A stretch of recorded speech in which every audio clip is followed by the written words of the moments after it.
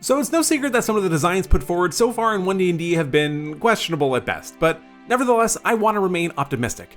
Despite all the discussions about how Wizards of the Coast is rushing the development of the game to coincide with the 50th anniversary of Dungeons & Dragons, I still maintain, as I have gone on record saying before, that I actually think that they have plenty of time to put forward a product that will be a healthy and marked improvement from what we had in 5th edition, even though the changes might not be as dramatic as many of us, including myself, would have liked. So it's with that in mind that I want to discuss some of the best improvements that we have seen in the playtest so far, why they are good, and what they bring to the table, literally. I made a post on the One D&D subreddit earlier this week to ask for some thoughts from the community, so I will definitely also be using that to help inform some of my discussions today.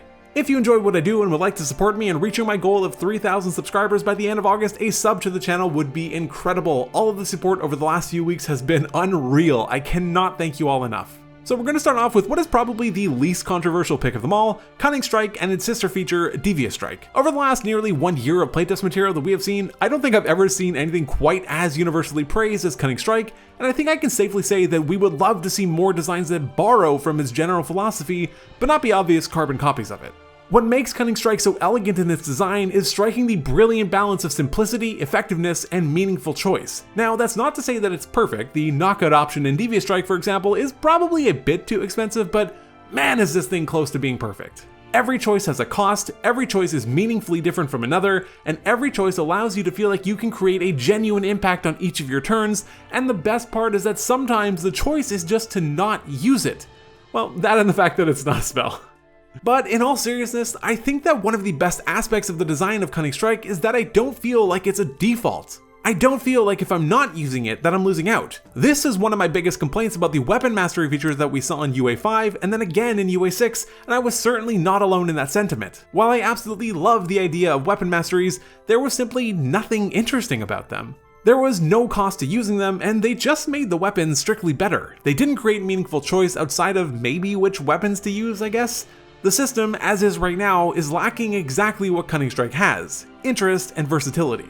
I've spent a lot of time thinking about Cunning Strike and why I think it has resonated so strongly with the community. And I really think it comes down to the fact that I don't think that I can overstate the value of a feature that is designed in a way where I don't feel like I have to use it, but I always want to. Just that internal struggle on its own is so compelling to me. Sometimes the damage just is the right option, and sometimes it's disarming or maybe even just getting out of the way. The fact of the matter is that Cunning Strike and Devious Strike create a way to play for Rogue that the classes simply never had in 5th edition, and it is so refreshing to see. I've always loved the Rogue, but this makes me want to play one so badly.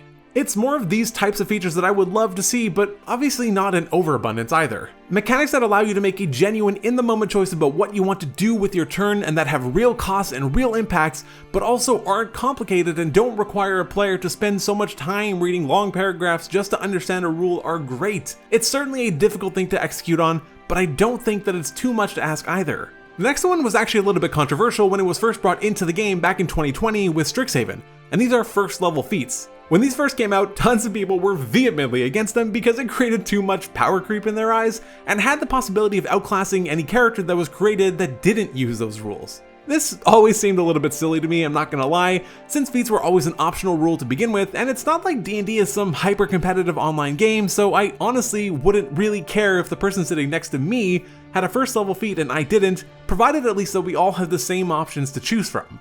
Though I do fully recognize that I don't share the same values and opinions as everyone else who plays the game, so despite not really caring myself, I can absolutely understand why this would bother others.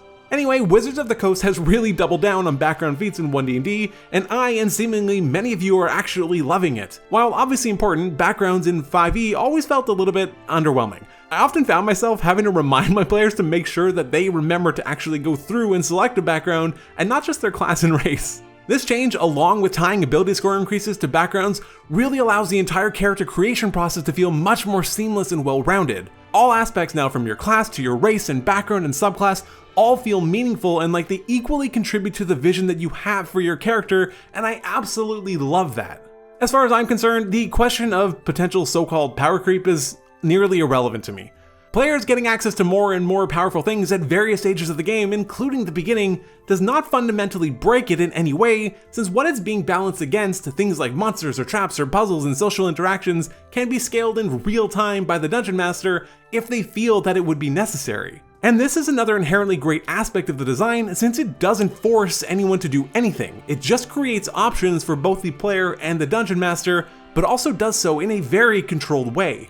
The pre-generated backgrounds don't say pick any feat, they specifically tell you which ones to take. The options given are thematic and restricted as well, so you don't necessarily feel like you have to give up your idea for a character because the feature isn't optimized for you. It's approachable for new players and customizable for veterans, since the new background system, imported largely from Tasha's Cauldron of Everything, allows you to fully design your own background should you be so inclined. One other aspect of this design that I really like is that it's also an incremental way of introducing feats into the game for groups that don't use them.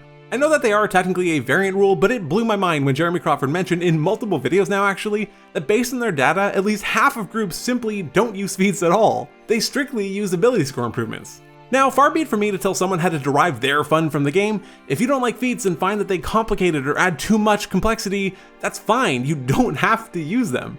But I can't help but feel as though there is probably a reasonably large subset of players that simply don't know that they exist, and that's why they don't use them. That to me is a shame, and it's another reason why I really like this design shift towards baking feats into characters right away from first level. For players that have never used them, they get a taste of what it's like, and if they don't want to continue to use them, they just don't have to. They can continue to take ability score improvements for the remainder of their campaign.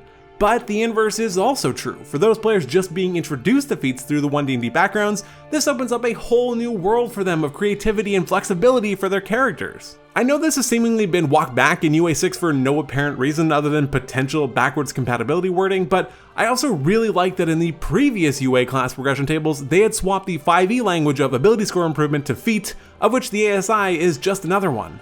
Again, this all speaks to allowing players to have greater choice in how they would like to play the game without preventing them from enjoying it in the way that they did before. The last thing that I want to discuss is actually weapon masteries, and yes, I am aware that I already spent a portion of this video talking about why they aren't great, but that doesn't stop them from actually being an amazing idea. Much like the templated wild shape, though not nearly as egregiously poorly implemented, I think that the weapon masteries largely fall into that same category of something that is actually a great idea, but it's just not implemented very well. But I think it's so close that with a little bit of refining, it can absolutely get there. When we discussed Cunning Strike, I talked at length about what made it so good. It offered interesting choice, it created decisions, you didn't feel like you had to use it, and sometimes not using it was just the right call. It generated a sacrifice for an alternate benefit.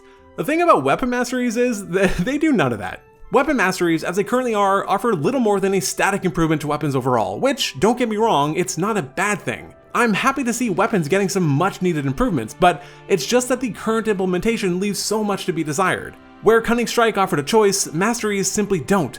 There's almost no reason to ever not use your mastery property. If you're using a versatile weapon with flex, you're going to use it. If your weapon has sap, you're going to give the creature disadvantage on your next turn. Maybe some, like push, have some niche circumstances where you wouldn't want to move the creature, but those are few and far between and not generally true across the board. Where Cunning Strike let the player feel empowered to not use the feature, not using your mastery just feels like you're intentionally gimping yourself. I think it's important to mention here that I am not simply arguing for a world where the minutia of every detail of play is broken down into a series of choices. That would be horrible, and the decision fatigue would be real. But that's exactly part of the beauty of Cunning Strike. It only creates a choice if you want it to. There are so many different ways that weapon masters can be improved to help make combat feel less monotonous and to provide real impact for the players. Here are just a few examples. Give each weapon at least 2 masteries so that the player can decide which one is right depending on the moment. While this doesn't actually solve the issue of making using the mastery the default, it does at least create something of a choice for the player. Alternatively, we can draw some inspiration from Cunning Strike and look at some cost-benefit type decisions. Perhaps using a mastery gives you disadvantage on the attack, or even sacrificing some damage on a hit. Either of these choices, though, I think would necessitate making all of the masteries stronger than their current iterations, as I don't think that those costs would necessarily justify their use. Or instead of sacrificing damage, perhaps sacrificing on the to-hit modifier. Or honestly, any combination of any of these ideas and probably so many more that I haven't even thought of. I will fully concede that even as is, weapon masteries are a genuine improvement to the game. I am super happy that they were included, and that's why they're on this list of things that I love. But I think there's just so much that can be done to improve them and really make them feel fun and engaging to use and improve the versatility of martial classes in combat without grinding it to a halt. I feel like for me, this is a really important video to make because at the end of the day, while some of the choices that the design team are making seem questionable, I think it's important to remember that nothing that we're going to see for probably at least another year is finalized design. They are iterating and experimenting with all kinds of different things, and sometimes we just have to take the bad with the good for the sake of the process. I want to be clear that I fully support anyone's decision to critique or provide feedback about the game as is, even negative feedback, provided that it's in a constructive way. I do my best to provide suggestions and explain why I don't like certain decisions that have been made in an effort to help make One D&D the best that it can be, even if it's not what I was expecting. Thanks for taking the time to watch this video. If you would like to help me reach my goal of 3,000 subscribers by the end of August, hit that subscribe button and check out some of my other content. But otherwise, take care.